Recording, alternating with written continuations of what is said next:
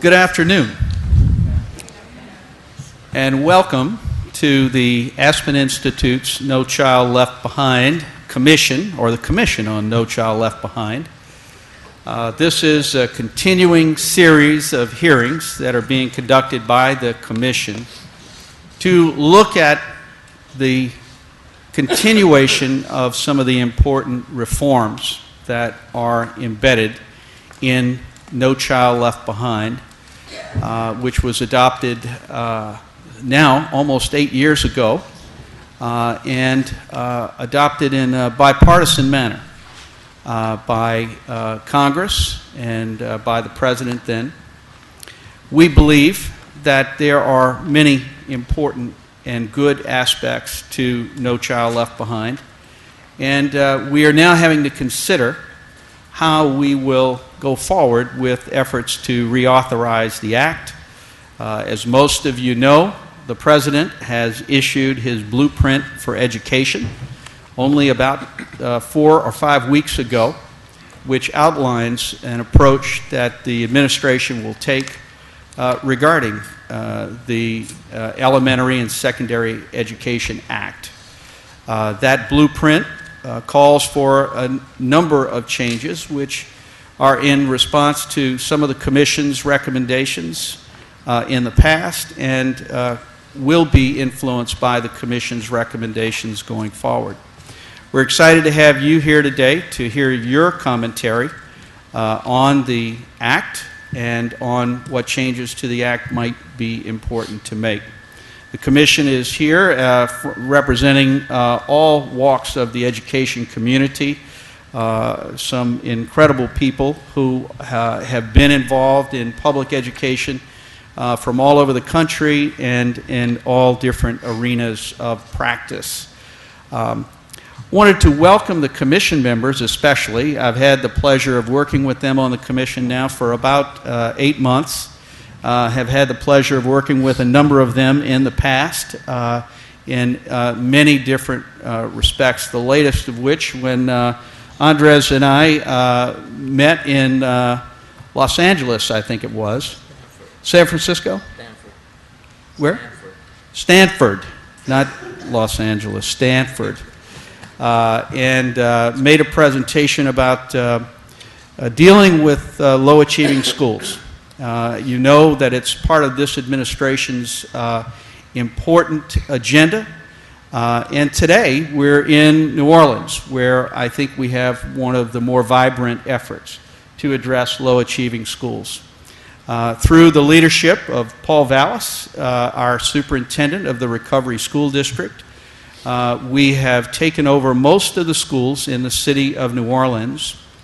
We've also taken over schools in Baton Rouge and in Shreveport, Louisiana, and placed them in the Recovery School District. It is not a geographically isolated approach. It is a statewide approach to our lowest achieving schools. And we've also taken supervisory jurisdiction over about 30 other schools around the state of Louisiana, outside the city of New Orleans, many in rural communities. We've actually taken over a few of those schools and placed them in the Recovery School District, and we have supervisory jurisdiction over a number of these rural schools. So we believe the Recovery School District is a model that can be used by other states.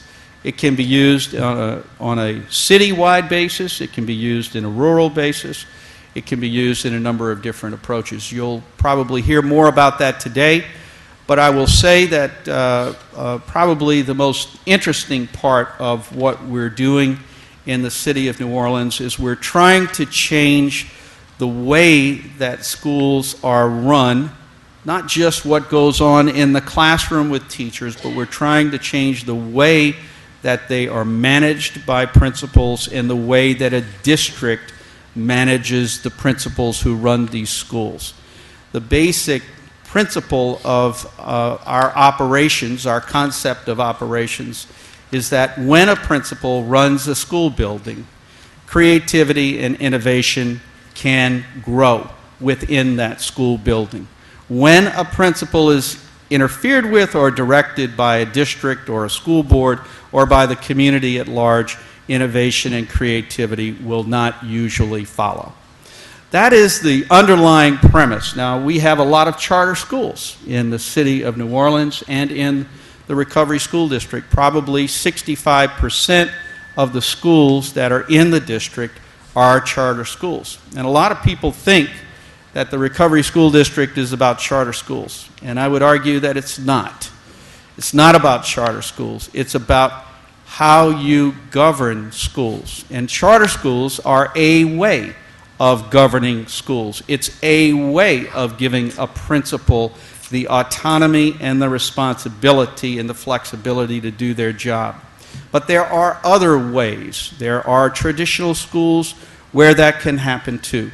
So I would say while we are proud of the fact that we have a number of charter schools, probably higher per capita than almost any other city in the country, or in this Recovery School District, higher per capita than any other in the country, that is not necessarily the driver. We're not in favor of charter schools. We're in favor of schools that are led by strong principals, given flexibility and given strong accountability.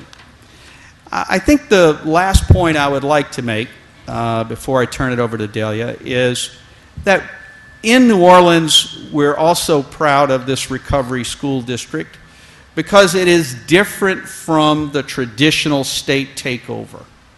In the traditional state takeover, you may substitute a superintendent of schools for the old superintendent of schools in some failed school district. And when you just simply substitute a person in place of another person, and you haven't restructured how that person will operate and behave, then you have a recipe for repeating the same kind of problem that you had before. So what is particularly interesting to me is that in Race to the Top, which has become a tremendous positive driver for change, and I commend the Obama administration and Secretary Duncan for moving in this direction.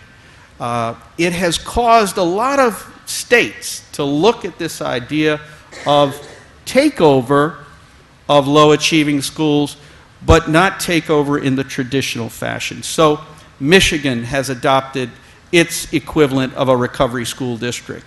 Tennessee has adopted its equivalent of a recovery school district. Mississippi has, and a number of other states have. The interesting question, though, will be, will the recovery school districts that they've developed, will it behave in the same old traditional manner of taking over schools and replacing the individual at the top of the organization without reorienting governance, without reorienting the principal leadership function, or will they move in a different direction? And we're pretty excited. The one silver lining to us not winning Race to the Top this past week is that the commissioner of Tennessee called me a few days before the announcement was made and said, we'd like to come to New Orleans. We have adopted a recovery school district, and we want to know how you've done it there, because just adopting a recovery school district doesn't mean you will get success. So the winning state of Tennessee is coming to New Orleans to see how we're doing, and we're very proud of that fact. So without further ado, let me turn it over to the people who do the real hard work for our commission and ask Delia to take it over from here. Thank you. Thank you all.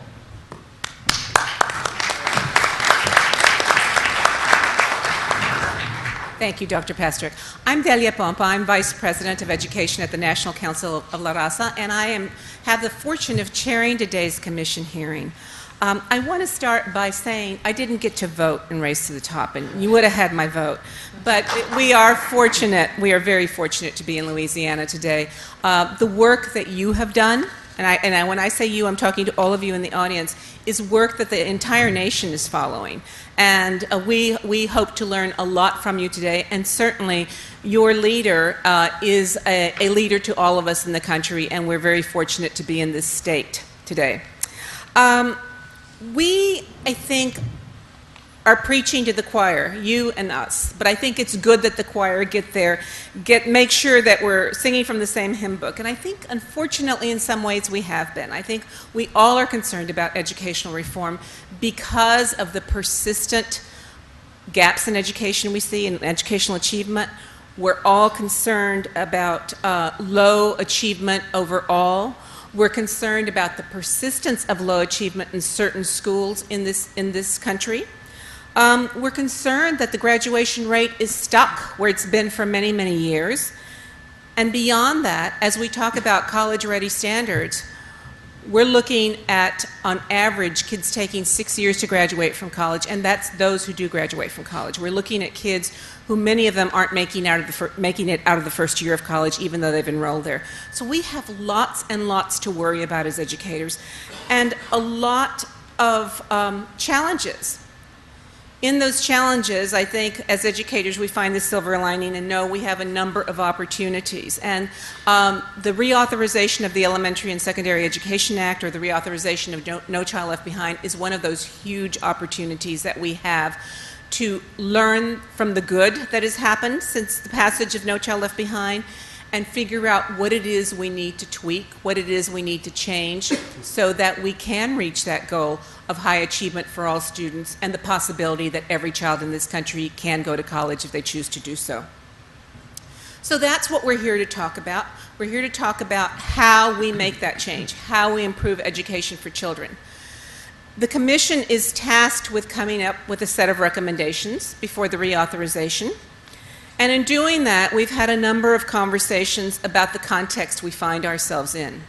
As you know, No Child Left Behind was passed in 2002, and it was landmark legislation in many, many ways. I do believe, and I can say this as a long time educator, that as laws go, as education laws go, it has generated a national dialogue that I haven't seen before in my role as an educator. People, whether good or bad, have talked about the law. You can stand in a grocery store line and mention what you do and hear a teacher or a parent who's standing behind you talk to you about what's good or what's bad about that law. So we've started talking about education as a nation. We've also started talking about the need to improve education in this country, and that is a major step forward. The law has also focused all of us on data-driven accountability, on looking at what's happening at subgroups of children. Disaggregation, the disaggregation that was called for in No Child Left Behind, is one of the greatest changes I've seen in education law and education reform, again, in my entire career. The fact that many kids whose performance was masked in larger districts, or whose performance was masked in terms of how people viewed the need for them to achieve, has changed tremendously and totally because of this law. And although we've seen a number of changes, a huge number of improvements because of No Child Left Behind, our work still isn't over, and we know we have a lot more to do. We know that continuously we need to focus on improvement. Too many kids are still not performing at the level they need to be performing at. We know that children, depending on what state they live in, may be held to a different set of standards than other kids. We know that even though we talked about data in No Child Left Behind and we have greater reliance on it, not every state currently has access and makes use of the data in the way they should. We know that parents who were, I believe, one of the chief beneficiaries, or could have been the chief beneficiaries of No Child Left Behind in terms of the information that it could provide to them, still aren't in a place where they understand what it takes for their child to achieve and how it is a school is committed to improving their child's education. So we need to do a lot more on behalf of parents. We are still in a place where, despite the fact that we had these academic targets, or adequate yearly progress, AYP, as all of us educators know, still a third of our public schools are not making AYP. And we also know that although schools are improving, the pace of change is far too slow, and we're going to lose a number of kids if we don't pick up that pace. So we've got a lot of reason to continue our work and to take on the challenges, and it is going to be a challenge, of figuring out how this law can be held to accountability on its own. What's good about it? What do we keep? What are the things that need to change? And in these hearings, we hope to hear from parents, we hope to hear from teachers, we hope to hear from educators, from policymakers about what they think has worked and what hasn't. The Commission has strong ideas of its own, and we've had a number of conversations. We do continue to believe as a group that strong accountability is the key to achievement for all children, and we don't want to lose that. We continue to believe that the core of this law, the accountability structures, the disaggregation of data, the fact that schools need to report out their results are important aspects of the law that can't be lost. But we do have a number of recommendations that we've made. Now, I told you earlier that we were going to make a set of recommendations. What am I talking about when we say recommendations we've made? Well, like you, we've been waiting for this reauthorization for quite a while.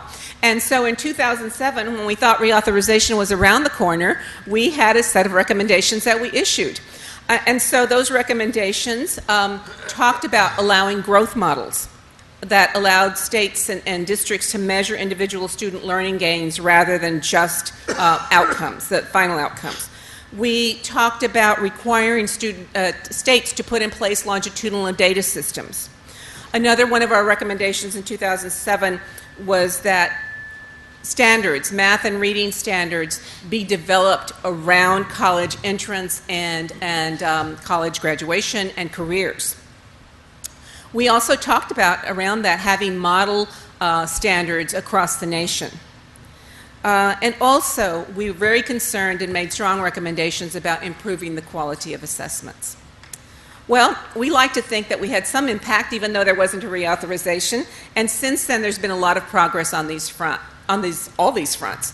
And so, as we look at where we are today, going into another reauthorization, we know that we have several growth models that are being piloted out there. We know that there are lots of states who've made tremendous amount of progress in not only collecting data, but learning to use it in sophisticated ways. We also know that there is a state-led movement to adopt a set of common core standards across this country. And so some of our recommendations, we believe, have been taken, and we hope to continue to see development of those recommendations. But there's lots of questions that remain about what has to happen in the law. As Dr. Pastorek noted, the administration has issued their blueprint for reauthorization, and as we look at that blueprint, we have many questions as a commission. We actually had a long conversation about it at lunch. We are very heartened by many of the pieces of the blueprint. We also are concerned that we want to see more details about accountability. One of the most important questions for us, and we hope we'll be informed by your comments today and by our speakers' comments today, is how you have the balance between accountability and holding states to certain standards of their own in terms of how they treat their students, and on the other hand, giving states the flexibility that they seem to want and need in some cases to do what's appropriate for their state. That's going to be the big question. So in today's hearing, you're going to hear us talk about accountability, you're going to hear us talk about data and high standards. And we have, I think, a fabulous panel that is going to share their experiences, their research with you. They're a great mix. We have district personnel, we have federal policymakers, we have heads of nonprofits, we have state people, we have all kinds of people. And let me I'll introduce them in a minute, but first I want to tell you about our commissioners, because we also have a fantastic set of commissioners. We are a subset of a larger commission, and this is a committee that's focused on accountability. So immediately to Gary Huggins, right? And Gary Huggins is the director of the No Child Left Behind Commission. You've met Dr. Pastorek, who is also on our commission as the State Superintendent of Louisiana. Next to him is Andres Alonso, who is the CEO of Baltimore City Public Schools. Next to Andres, we have Phil Handy, who is the CEO of Strategic Industries and the former chair of the Florida Board of Education, a place where we've seen lots of reform happen. Next to Mr. Handy is Greg Richmond, who is President and CEO of the National Association of Charter School Authorizers. And finally, and she asked me to let her go last, and she happens to be a W, Laisha Ward, who is the President of Community Relations for Target Corporation and President of the Target Foundation. So as you can see, the Commission is a varied group representing all the interests that we have and all the stakeholders in education. So we believe that we are prepared to hear from everybody and balance the arguments that we hear. I talked about our fabulous witnesses, and I'm going to start on my immediate left with Paul Vallas, who is the superintendent of the Recovery District here in New Orleans, and you know him well. Rich Wenning, to his left, is the Associate Commissioner of the Colorado Department of Education and one of the architects of an accountability system that you're going to hear more about. Next to Rich is Amy Gadara, who is Executive Director of the Data Quality Campaign. They've done a huge amount of work in data systems and how you use those data systems well. Next to Amy is Sandy Kress. Sandy is a former president of the Dallas School Board and former senior advisor to President George W. Bush, and can I call you an architect of No Child Left Behind? One of the architects of No Child Left Behind. Next to him, we have a district practitioner, Dr. Judith Moning, who is Executive Director of Special Education in the Northeast Public School Unified School District in San Antonio, Texas. So you can see on the Commission and among the panel, you have a great variety and an awful lot of expertise. I'm not going to give you a lot of background. You will find bios for all these folks in your material. I think you'll be doubly impressed when you see that. And each witness today is going to have 5 minutes to talk to you about, to summarize actually testimony they've given us. Those 5 minutes will be extended when the Commission has an opportunity to ask them questions, and then you as an audience will have an opportunity to also make comments and ask questions after that. So we hope to hear from everybody today. Gary, did I leave anything out? Thank you. Then I'm going to turn it over to Paul Vallas to be our first speaker. Well, thank you so much. The letter, incidentally, it took me 4 minutes to read the questions that you wanted me to answer, so I'm going to try to go through it right away. Well, let me go very quickly. First question was on the data-driven accountability and how it's worked in identifying school weaknesses and strengths. I want to get to the heart of the issue. We need to move beyond just the high-stakes testing use of data or that data accountability. Benchmarking data is critically important at the local school level. When you have a data-driven instructional system where the teachers and the school leadership groups have access to data, then they can determine very early on through the RTA model what students need intervention and the nature of the intervention, and what teachers need intervention, because we need to have RTI for teachers. And when you create a local school leadership team using the TAP model, you have a real dynamic. So you have that data coming in, the TAP leadership team can evaluate and assess that data, and then they can determine interventions on behalf, to the benefit of the children and the teachers at the same time. So that's my comment about data. Common standards. I think we need to move beyond the common standards to common curriculum. Now, I'm not saying that you develop a standardized curriculum for everyone, but what you need is a common curriculum, or you need common features of that curriculum, that the curriculum instructional models be aligned to the state standards, and that those curriculum instructional models have benchmark testing so you can evaluate and assess how the children are progressing. So I think we need to move beyond that. Let's talk about innovations. I'm going to throw out some best practice innovations here in New Orleans. First of all, critical best practice, RSD. When schools are underperforming, we change the leadership. We change the management. We're agnostic as to whether they're charters, privately managed, it doesn't matter. And we have the ability through an RFP process to constantly have an influx of new superior managers to take over these failing schools. A lot of people say, oh, it's instability. It's not instability. What we're doing is we're constantly upgrading the quality of our lowest performing schools while working to upgrade the performance of our higher performing schools. School choice. We're a 100% school choice district. We will always be a 100% school choice district. Schools will establish their own catchment areas, but we want mobility. We want children to be able to have multiple choices. Here you can apply to 20 different high schools, 50 different elementary schools. We are moving towards, we have universal site selection. All teachers, faculty, everyone who is recruited and retained or promoted is based on performance. Fourth, universal TAP. I like TAP more than an incentive for pay. I believe in promotion for performance. It's not incentive for promotion. For performance. When you create a TAP system, the brilliance of TAP is the creation of local school leadership teams to look at the data and to drive instruction and to drive interventions. Alternative pathways. Critically important to continue to fund and to continue to finance and encourage the alternative pathways. We have 10 teachers for every 1 vacancy. The alternative programs like Teach for America New Teachers Project recruit the elites from the universities. And when you put them in a school system with superior curriculum instructional models, you have outstanding teachers. You have teachers that outperform many of the more veteran teachers. And I'm not being critical of the more veteran teachers. That's reality. Longer school day, longer school year. Can you believe some states are reducing the length of their day and the length of their year? Singapore math is not any better than University of Chicago math. I've had extraordinary success with that math. But when you're only spending 1 hour a day on math rather than 2, and when you're in school 150, 160 days instead of 220, 230, 240, 250 days, we're going to be at a disadvantage. You lengthen the day, you lengthen the year, you're going to have a transforming impact. So you kind of see the combination. Data-driven instructional management systems, TAP leadership teams, RTI interventions, longer school day, longer school year. You wonder why math and science is being neglected? Because we're not spending enough time on math, science, and enrichment because our school day, school year is too short. In New Orleans, the New Orleans schools, our school year this year will go to 210 days. Our school day is 8.5 hours.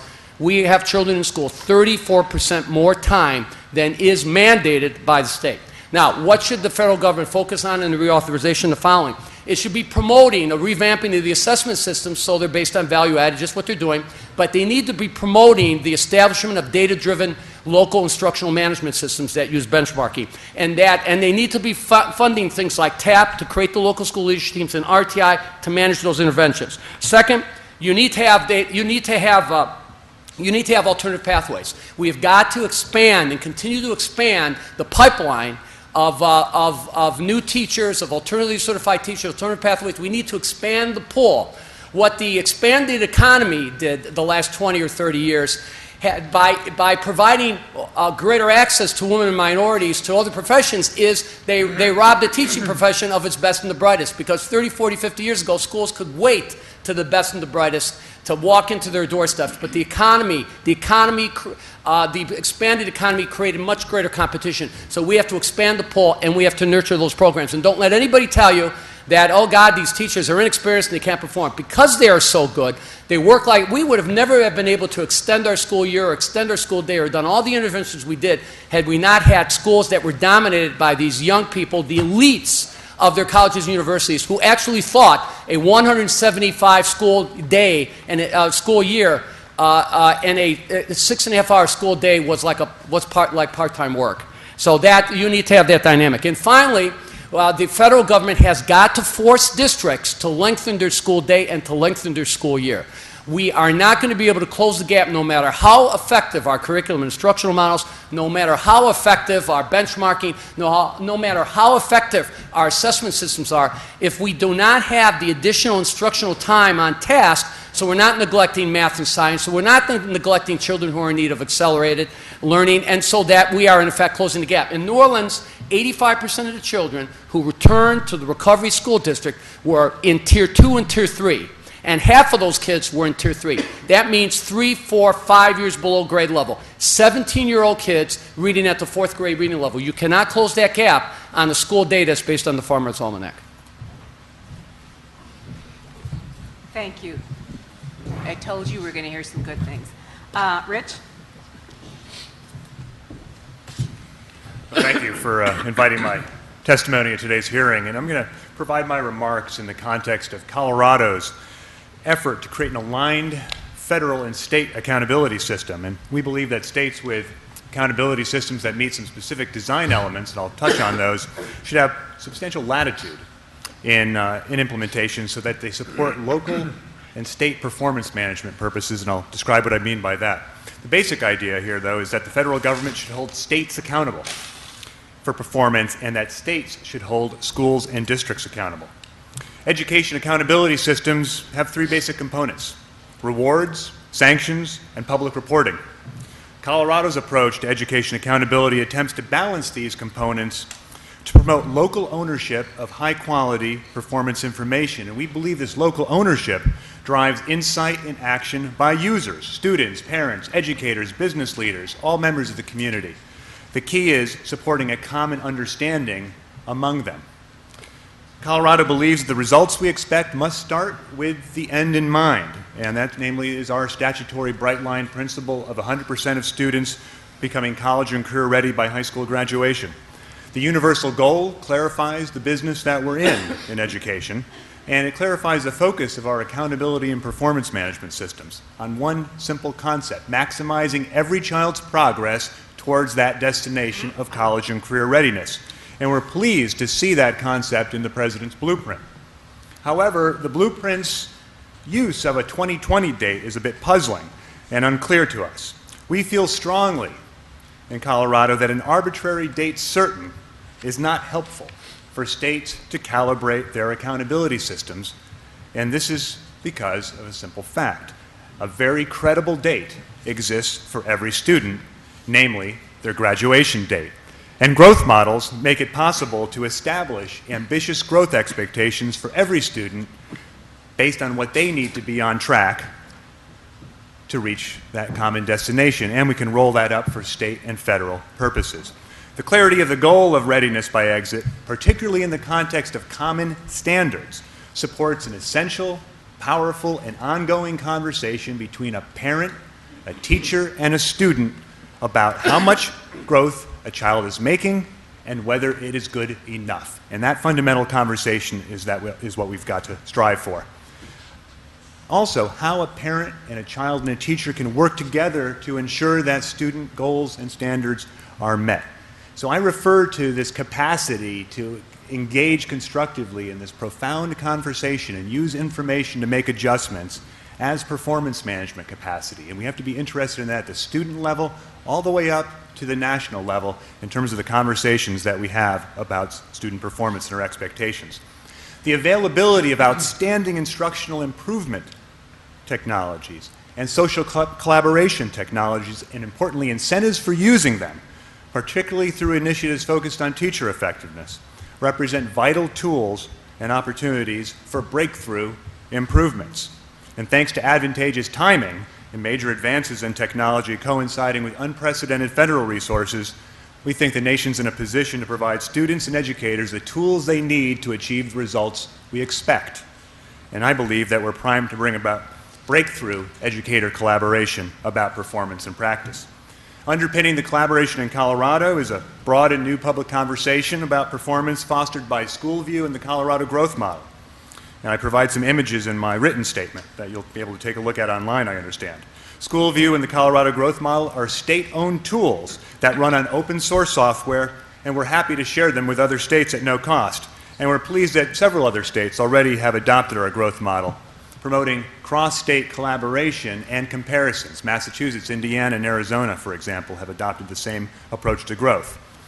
So what's the impact of using growth on accountability determinations? Basically, the impact depends on the questions these models are intended to answer. And we believe that two key policy objectives must be met.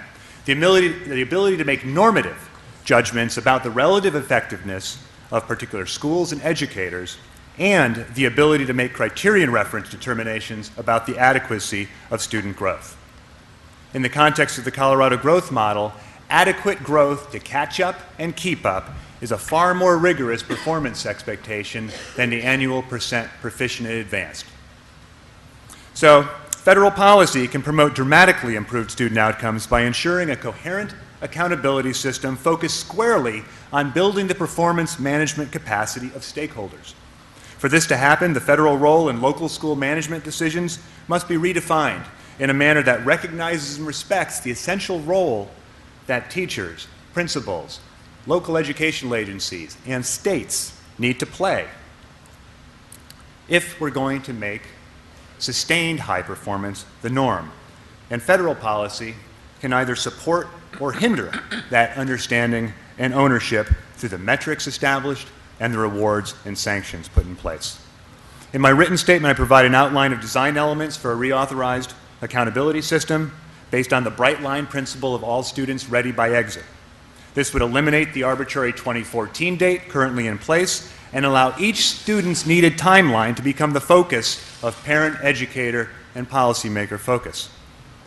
Under this approach, states would adopt a rigorous description of college and career readiness, align standards, and a measurement system that determines the rate of individual student growth towards that destination, a common measure of productivity, if you will, that we could use nationally.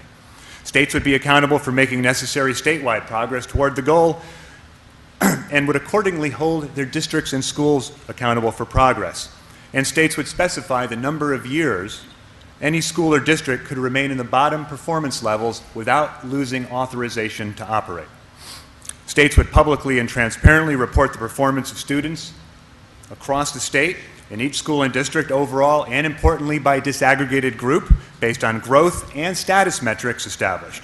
And this would also provide useful comparisons to parents and educators and allow for cross-state comparisons and benchmarking. So this approach is quite different than NCLB's, where the federal government reaches past the state and goes right into schools, essentially letting state education agencies like mine and our governors off the hook from performance.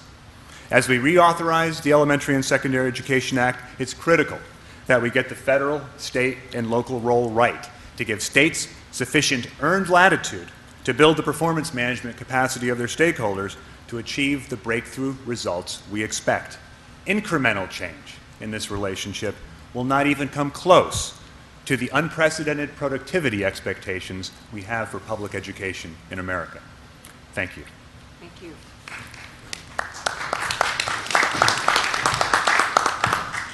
There was reference to the testimony being online. I just want to tell you that you're going to be able to get all this testimony if you go to nclbcommission.org, and it's not all up there now. It will be, when we get back, it will all be up there, so you can access the longer testimony that all these folks have prepared for us. Amy Gadara.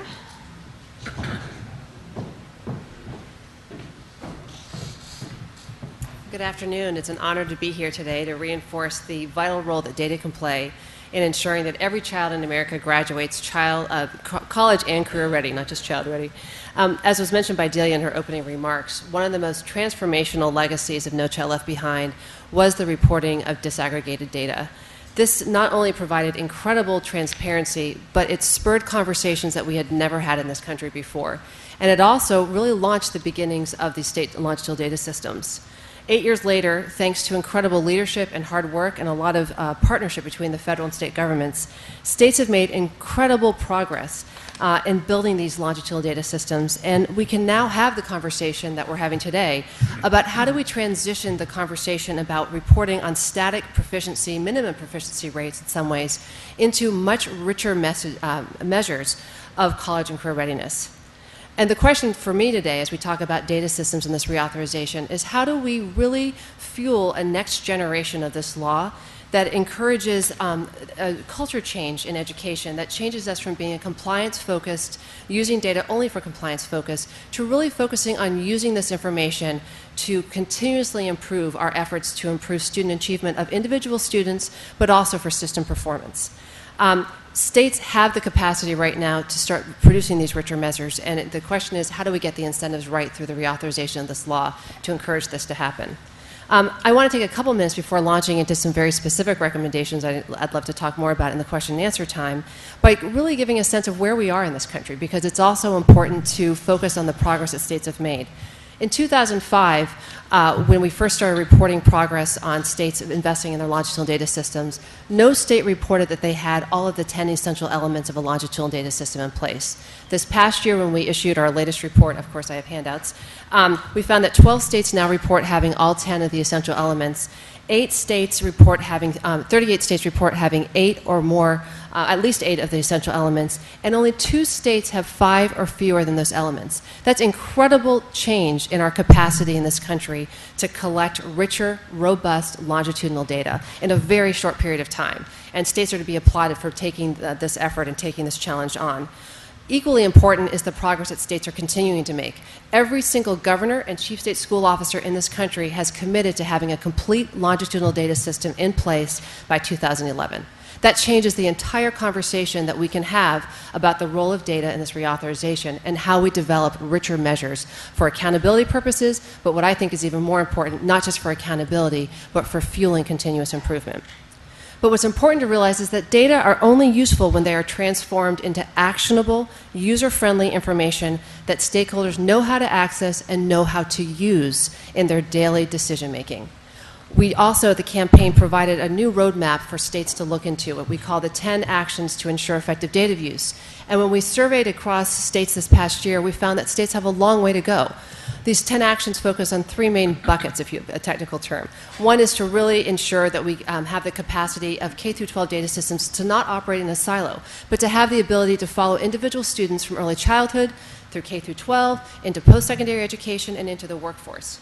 Second of all, to make sure that states are taking the actions necessary to ensure that data can be accessed, analyzed, and used. Third, to make sure we build the capacity of every single stakeholder in the system, parents, teachers, administrators, governors, legislative staff, have the capacity to use this information. What did we find when we asked states where they were on taking these actions? We found that the majority of states had 3 or fewer of those 10 state actions in place to ensure the effective use of data.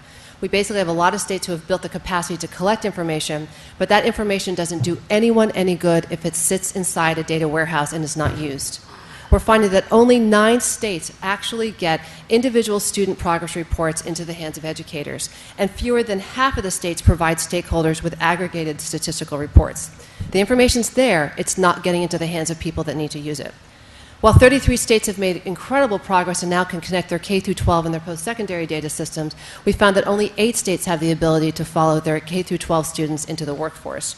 And finally, we found that no states are taking the vital actions necessary to really ensure that educators have the capacity to know how to access and use information to improve the teaching and learning going on in classrooms. The creation of these policies and practices to promote the use of data are much more difficult to put into place and to create a culture that focuses on the use of data for continuous improvement than it is to build an IT system. It takes a lot of good data geeks to build these systems. It takes a whole lot of broad stakeholder input and support and leadership to change human behavior, to change the conversation about how we're going to use this new, incredible, rich treasure of information. And I have a couple quick things I want to put out here, and I would love to elaborate on the questions. First of all, how do we really change this culture through the reauthorization? First issue, how do we reposition data not as a hammer but as a flashlight? The power of data was unleashed by No Child Left Behind, and yet many educators saw that AYP reporting was a blunt instrument used to hurt them, or that's at least how they felt, rather than as a powerful flashlight that could shine a light on what's working, what areas need more help, and how we can learn from other places. We have an opportunity now to change that conversation and say, how do we use data for accountability, but how do we not stop there? How do we use that information to drive continuous improvement? Second of all, how do we revolutionize how we think about the accountability at the school, the state, and the district level?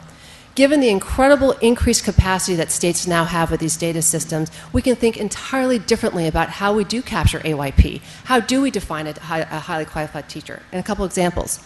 Every state in this country is now on track to be able to calculate an academic growth rate. That's an incredible change over the last 10 years. Truly amazing. We also can report out in every state a longitudinal graduation rate. The states, but also in addition to that, just to put some more ideas on the table, other ways to start thinking about college and career ready measures are to think about college-ready test scores, AP, SAT, different test scores. Thinking about now that the fact that states now have the ability to collect the courses that individual students are taking, the grades that they're getting, and when you have the ability to follow those students into the post-secondary, get that feedback report back, we not only have the accountability of how systems are working together to have aligned education systems to meet that goal of ensuring that every student is ready for the 21st century knowledge economy, but we also have that individual message of college career ready. Similarly, around teacher effectiveness, we now have greater ways to measure now that we've taken away barriers to really connect student-teacher link. We're sitting in a state that has done probably more than anybody else in Louisiana here to really change the conversation about high quality, highly effective teachers by being able to report back the impact of teacher professional development and teacher training on student achievement by reporting that information back into the schools of education, colleges of education, and having that information be used to inform what's happening. How do we continuously improve how we're training our teachers? Third of all, very quickly, how do we build the expertise and capacity of state agencies to analyze and communicate data? State agencies have been decimated over the last 20 years. I don't need to tell the folks from states here. We have the ability now with this reauthorization to say if we're serious about using data, we need to think differently about how we build up the analytical capabilities in agencies and also how we communicate this information. We need to also not only have it all happen within government, there needs to be a way to partner with universities, with outside advocates, with outside partners to ensure that we're tapping into the vendor community, into the private sector, into universities to help mine this information. School report cards, another great legacy of No Child Left Behind. This whole idea that by making information public it will change behavior. What happened in lots of states, it became a box-checking exercise. It was done, people put information up there, and it doesn't mean anything to anybody because it's not in language that people can understand. An opportunity in reauthorization is to encourage agencies at the state level to think about their customers. How do they meet customer demand? How do they present information in a way that is going to help change actions and behaviors? And to do that, we need to communicate this information differently. Fourth, we need to increase educator access and understanding of how to use this information. I can talk a whole lot more about this, but we need to really focus on the need for them to have the ability and the capacity to use information. It involves training and all kinds of other information. Fifth, how do we reinforce the coordination between state and district data systems? Over the 14,000 districts that we have in this country, the majority of them lack the capacity and the knowledge and the resources to build and use data systems. Given that, there's an efficiency for having these state data systems of the analysis happening at the state level. And yet, this conversation that we just heard from Rich about the need for the district, state, and federal systems to work together to reduce duplication of effort and to ensure that we're not undermining one another are absolutely critical. Finally, it's so vital to promote the interoperability of these systems to each other. We will never, ever know that we actually have built systems at the K through 12 level that are truly preparing every student for success in post-secondary life unless we have the information systems that can report information back as feedback into the K through 12 systems and saying, are we successful? Do we have the right policies and practices in place that are helping to ensure success after someone leaves the system?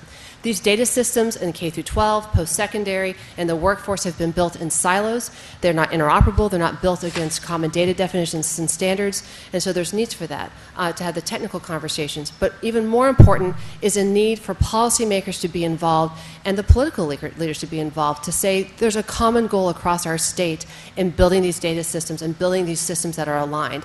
This is not an IT conversation. The data discussion is not an IT conversation. It needs to start with the policy. It needs to be led by the policymakers. It needs to be, the data needs to follow those policy conversations, and it's why in the reauthorization, the role of governors, of cabinet leaders, of P through 20 councils and other interagency bodies are absolutely critical for building those common views across data systems.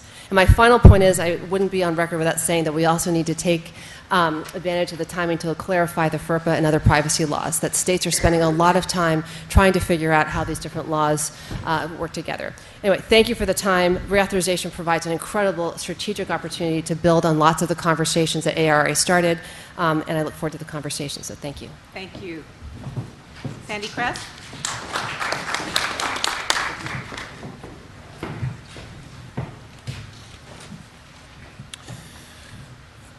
Well, Madam Chairman, I have done my homework and I have answers to the questions, but with your permission, I want to just focus on one in these 5 minutes and dig fairly deeply into the issue of the federal role in accountability and some comments on the blueprint and how the blueprint affects accountability. I don't know whether it's just that I'm getting old or whether I was blessed to have been there at the beginning, but I've had the great good fortune to see accountability systems in the modern era from the earliest stages as president of the Dallas School Board, where we used a value-added growth regression model, rewarded schools, and began to use growth, I think, among the first districts in the country. I served on the panel that prepared the Texas accountability system in 1992 and 93, and then, as you mentioned, I had a role in No Child Left Behind. It's been my observation in all of this that accountability works, that accountability makes a big difference in boosting student achievement, particularly for disadvantaged students. But it's not just my opinion. We now have pretty solid research that shows that that's so. And I think one of the great landmark studies that Hanyashek and Raymond did, Does School Accountability Lead to Improved Student Performance, is an excellent piece of many pieces of research that show it. But even more than the research, the data shows it. And I want to spend a few of my 5 minutes talking about the data, because in Hanyashek's study, he talks interestingly about the fact that it was in the 90s when we all began to move toward what he calls consequential accountability systems. So it seems to me that if we looked at student results on the NAEP, for example, in the 90s, before this happened, and then after the 90s, we can see some very interesting pictures of what it has meant, what accountability has meant in terms of student achievement. And I don't have time to go through anything more than but a few compelling illustrations. Let's look at the NAEP long-term data in age 9 mathematics to see that Hispanic youngsters are 2 grade levels ahead in 2008 of where they were in 1999.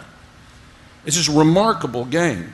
They're performing now, they were flat in the 90s, and they've gained 2 grade levels from 1999 to 2008. They are performing, I don't want to try to say this is good enough, but they're performing where whites were in the mid-1990s. That's a remarkable achievement. We need to go much higher and much better, but it's an important thing to note. You see these gains not quite that substantial at other ages and among African Americans. I'd like to point out in reading, for black students from 1990 to 1999, the results were pretty flat, but again from 1999 to 2008, they went up from 186 scale score points to 204. That's a 2 grade level improvement, which is the largest increase since the 70s, after the civil rights era, and a cutting of the gap with whites by 1/3. Is it good enough? No. But these are huge, historic civil rights gains that have taken place in the course of the last 10 years. Now, it's also interesting to note that these gains are not distributed exactly up and down through the scale scores and through all the percentiles. There have been gains at each decile. But it's important in reading, for example, for 9-year-olds to see that the gains at the top decile were 6 points, but the gains in the bottom 25% were 13 points. So 2/3 of a grade level has been caught up for those performing at the lower levels. So this is an equity issue. This is an issue of paying attention to those at the bottom. Now, I've got so much data I could share with you, I don't have the time, but I want to focus the few minutes I have on a group we don't look at very often, 2 groups we don't look at very often, and that's English language learners and disabled students. Because those are groups that the accountability systems during the 90s really didn't pay much attention to, but No Child Left Behind came along and said, let's extend accountability now to these groups in Title III, and the use of the disabled groups, students as a subgroup. In those groups, this is phenomenal. From 2000 to 2009, ELL, this is 4th grade math, improved 2 grade levels. And they closed, while the scores were going up for everybody, they closed the achievement gap a half a grade level. For disabled students, it's even more. 2.3 grade levels, improvement in 9 years, with 9/10, almost a full grade level of improvement. This goes on in 8th grade math. ELLs grew 1.9 grade levels. While they didn't close the achievement gap because the others were going up, they still grew almost 2 grade levels. In special ed, 1.9 grade levels, a closing of the gap of almost an entire grade level. Now, 4th grade reading, I could go through these data and look at them as well. 8th grade reading is flat all across the board. I frankly would use Race to the Top money only for states that could crack that one. But in all these other instances, we've seen tremendous historic gains, particularly for these young people in the disadvantaged groups that were not paid attention to by systems ahead of accountability and ahead of No Child Left Behind. Now, in my closing remarks, I really want to just say this about ESEA. This law was passed because the federal government understood that state and local districts were not doing enough to deal with the educational needs of disadvantaged students. Not to do anything else, not to micromanage local affairs, but because that's why Lyndon Johnson proposed it. That's why Bobby Kennedy pressed hard for this kind of accountability.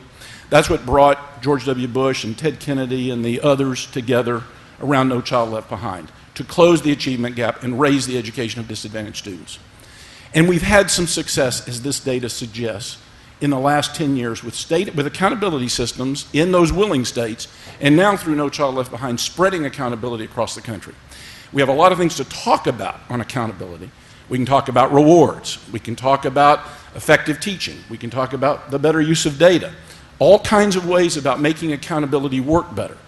But the one thing we should not give up, which I think is the heart and soul of No Child Left Behind, is the idea that every school, not just 5% of the schools, not just 10% of the schools, but 100% of the schools that receive federal money are looked at in terms of whether they're disadvantaged students, their disabled students and their other poverty students and the minority students are making progress toward the goals we have.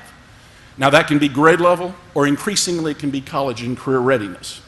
But either the school is making that progress or isn't. To jettison AYP for schools that receive federal money would be a step back beyond No Child Left Behind, beyond IASA, and it is a fundamental flaw in the blueprint. So I encourage you strongly to recommend that AYP toward those goals be retained in federal law, number one. Number two, let states have more flexibility about what they do, perhaps under some kind of criteria about the problems in the schools, but the identification of the school, the requirement that change take place, that ought to be something that the federal government says on behalf of disadvantaged students and federal taxpayers must be done. The second point I want to make is it seems odd to me that we're calling for fundamental transformation. Now, they're doing a lot of it in Louisiana very well, and here in New Orleans in particular, of those schools in the bottom 5%. But why in the world would we take away that wonderful element of accountability, and that is the choice of the parent to be able to get tutoring services or go to at least another public school? So I want to recommend to you that we say to the administration, fine, you want some more flexibility here generally? Great. But if you want to pay attention to the bottom 5% in terms of a federal involvement in the consequences, then let's say that there has to be enhanced choice, firmer choice, as the Republicans in the Congress have suggested. In other words, a clear opportunity at another good, effective public school or effective tutoring. Make those supplemental services and public school choice work, at least in the bottom 5%. So I think that it's vital that the pressure of simply the identification, the understanding that there's a problem, that there's a need for a consequence, that element of accountability, consequential accountability, which has worked to create the results that I've talked about, is the nugget, is the pearl in federal accountability policy that must be protected and retained. And I want to stress and encourage that with every bit of vigor that I can bring to it, Madam Chairman, and thank you for the opportunity to be with you today. Thank you. Thank you very much. Judith Moaning is next.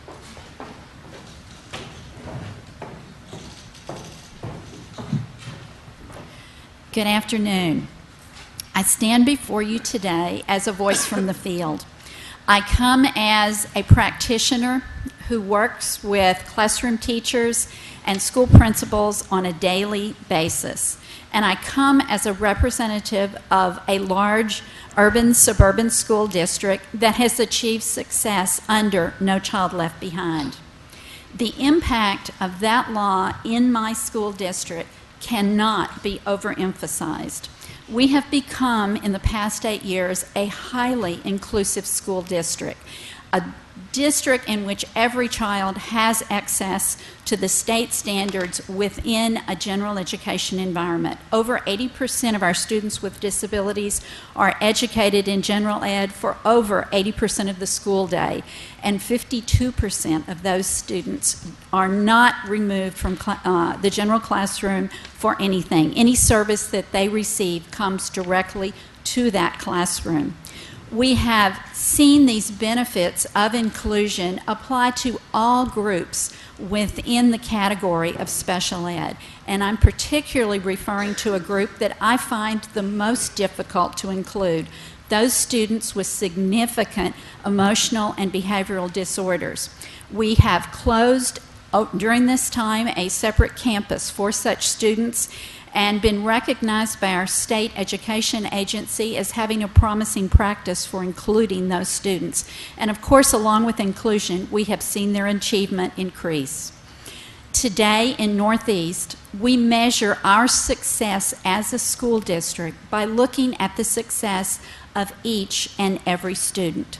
We like to ask the question, do you know their name? And we ask that question of our principals. Do you know the name of every child on your campus who is at risk for failure? And of course, the follow-up question is, and what are you going to do about it? We have achieved AYP. Our district has in every year that it has been measured. Last year, we finally achieved the goal of seeing every single campus in our district post AYP. Would such accomplishments have been possible without the impetus of a high-stakes accountability system that very publicly holds us accountable for the achievement of every child? I, of course, cannot answer that, but I can tell you that I doubt it. Particularly, I want to stress how we've used data in our district. And I would say that I would love to see a state system that would provide us a longitudinal look at how each student is doing. Unfortunately, in Texas, we do not have such a system yet. However, my district spent local money and we developed one. We can do the kinds of things that you're talking about, but it is because it was developed within the district. We also developed a process that works from the district collaboratively with campuses to look at how data is being used. One of the things we have discovered in this period is that campus leaders come to us with experience in many things. They come to us with master's degrees in education, but they do not come to us with an understanding of how to use data to have an impact on the achievement of individual students and particularly on groups of students. Our process is referred to as data coaching. I am a member of a central office data coaching team. I'm the special ed rep on that team. The Associate Superintendent for Instruction sits on my team as a general ed rep. We also have someone from our Division of English Language Learners, and we have a representative from Instructional Technology on those teams. My team works with 10 campuses. In the process, we meet with each campus leadership team 3 times during the school year. The first meeting occurs prior to the beginning of school. What we're looking for here is the principal's analysis of data from the previous year. Where has their campus succeeded and where have they failed to succeed? With which populations of students and what is their plan for the year? That begins the year. We meet again with the campus team in October. What we're looking at here is, can you put a face to the data?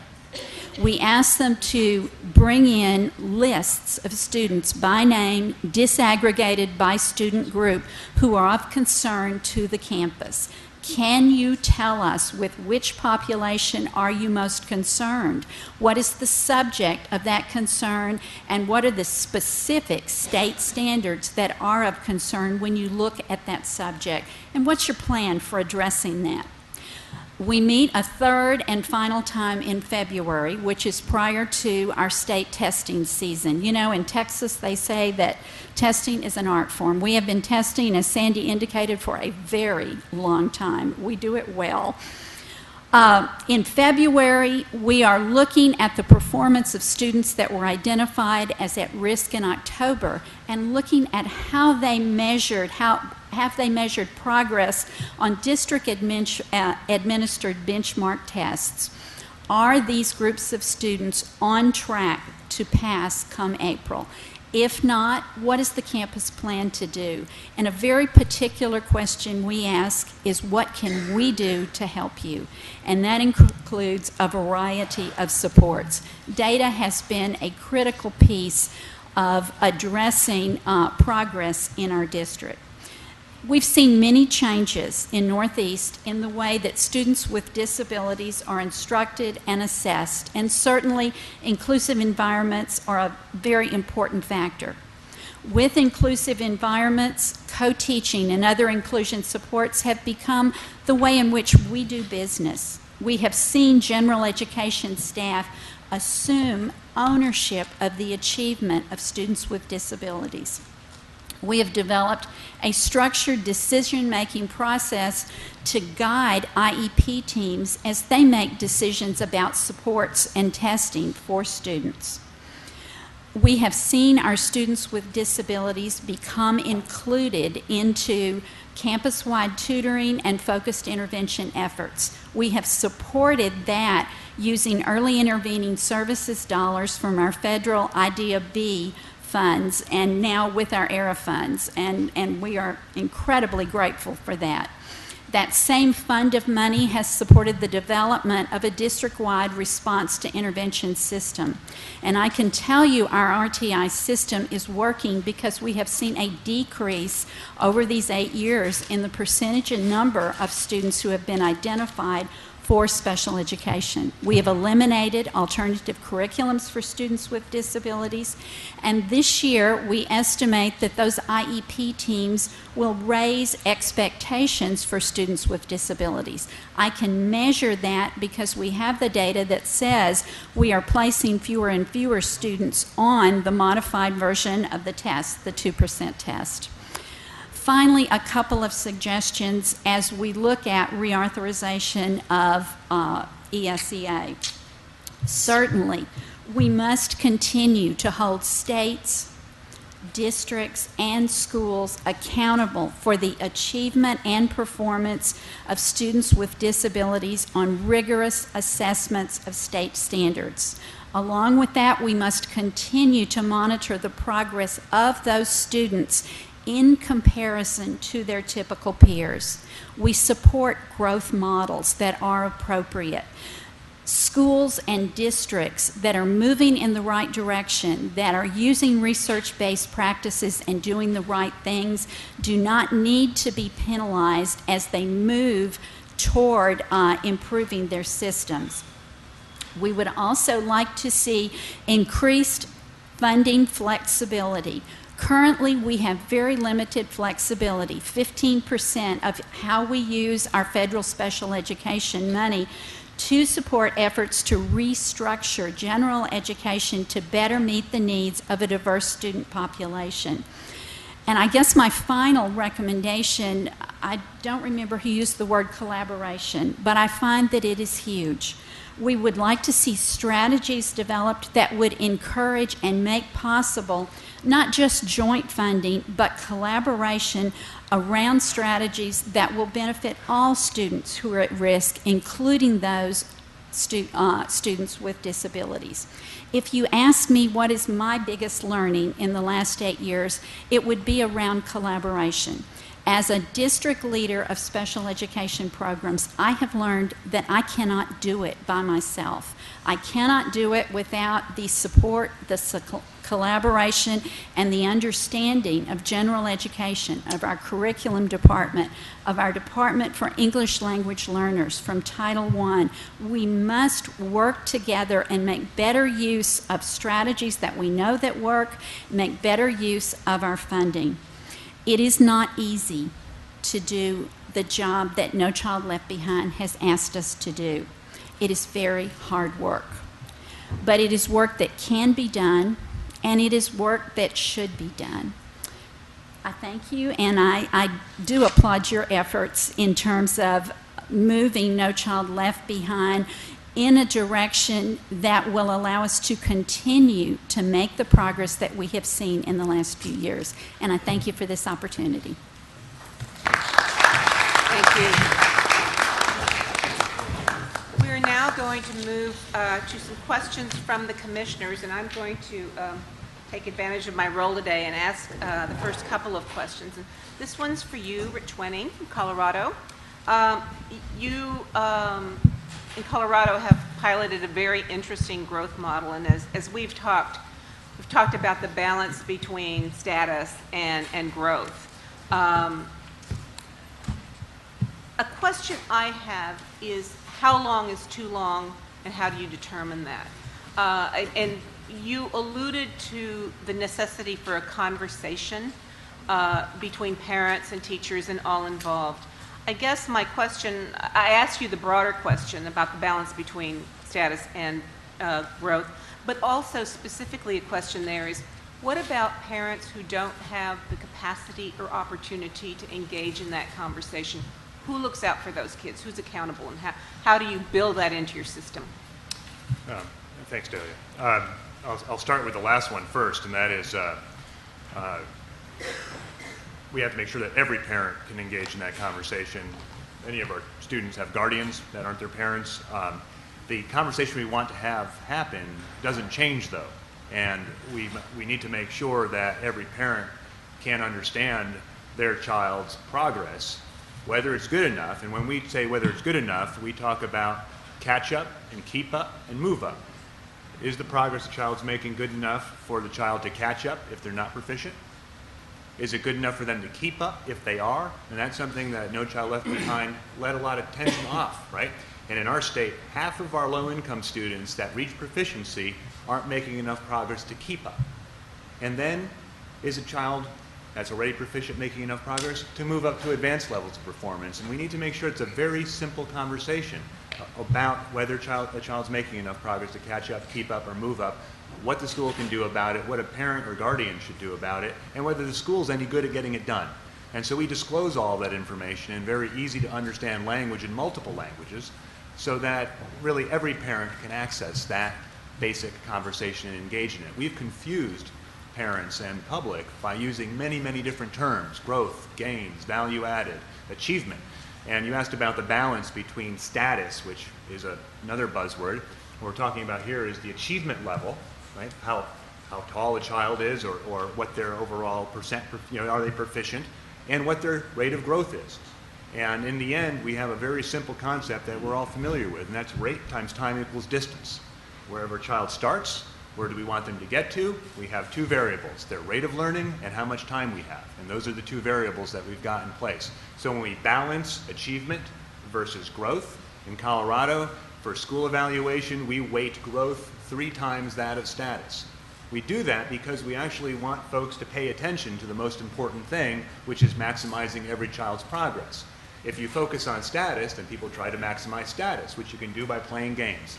You can do by short-term quick fixes, you can pick and choose your kids, and you can manipulate status just like you can manipulate the price of the stock in a company. So we want everyone focused on growth, that progress, but towards good enough growth to that destination, and we try to have a very straightforward conversation with every parent about that. I'm just going to push you a little because I'm having a hard time imagining it. And what happens when parents don't? I mean, it sounds like a great model, and going into NCLB, I think it's what those of us who supported it thought would happen with NCLB. Parents would get the information and they'd rise up and say, you're not doing the right thing for my child. Are you seeing all parents participating? What happens if somebody's parent works 2 jobs, or I don't know? So I spent a lot of time in Washington, D.C., and we passed an aggressive charter school law. And when we were trying to fight for that legislation, I had a lot of folks tell me, well, those parents are never going to choose. Well, those parents chose. And we, what we expect from folks generally live up to it. And it's not just about parents, of course, and that's the key idea here, is that we have the same conversation, the same language with every stakeholder. So when the business community is pushing, or Arnie Duncan is pushing, or our governor, that it's using the same information that a parent has access to. So we never depend on any one stakeholder to do it all. But we want to make sure is that the dialogue that we can have is understandable, and that we do the design work to meet the need first of where our biggest numbers are, which are parents and teachers. From there, it's easy to take care of our policymakers and our business community and the state and federal purposes. But if we start with the policy perspective, And I guess I've been humbled by working with individual schools after many years at the policy level, and I understand the disconnects in the language we throw around and how irrelevant or confused the key stakeholder is. And so I'm not arguing that our system's perfect. In fact, we're only scratching the surface in terms of getting all of our parents and teachers to have access to it and using the web versus paper records. But we got to make sure we translate it into every language, and we've got to make sure that it's a very straightforward conversation that starts with a grain size of a child, and then we roll it up from there. And by aligning all of our areas of focus and the incentives that we want to drive, we think we can really get a much greater level of performance. While we've made some progress, again, this idea of all kids, the civil rights goal we have of all students getting to that destination, we are far, far away from that. And let me just say one thing about what I mean, and I'll stop. In our state, about 80% of schools make AYP. But among our lowest achieving students, some 84,000 children that are scoring at the unsatisfactory level in mathematics, 3% are on track to get to that level of college and career readiness. So we have a much more rigorous perspective on one hand when we look at growth, whether it's good enough to catch up and keep up, versus just looking at that status measure. And we've got to speak the truth about how far away we are from actually getting our kids to that destination and make sure that parents and teachers can be active participants in that work. Thank you, thank you. May I remind speakers that when you do answer questions, if you'd move the mic towards you so that everybody hears and we get this all down. So sharing my skepticism with the other side now, I'm going to ask Sandy Kress a question that I might consider sort of the counter of that, and that is the concern that you have. I'm imagining, I'm stretching out what you said, but the concern that you have that the blueprint addresses the bottom 10% and the top 10% to some extent, but there is 80% in the middle that specifically the blueprint didn't say a lot about. And I guess the question I have for you is acknowledging the political atmosphere that led to some of that, and acknowledging the fact that lots of schools do the right thing, lots of states do the right thing. I think what you're saying is we still have to give some direction about who to look after and the fact that you have to look after every kid, and perhaps even some guidance about what you do. You said you wanted flexibility. As we move forward, reauthorizing No Child Left Behind,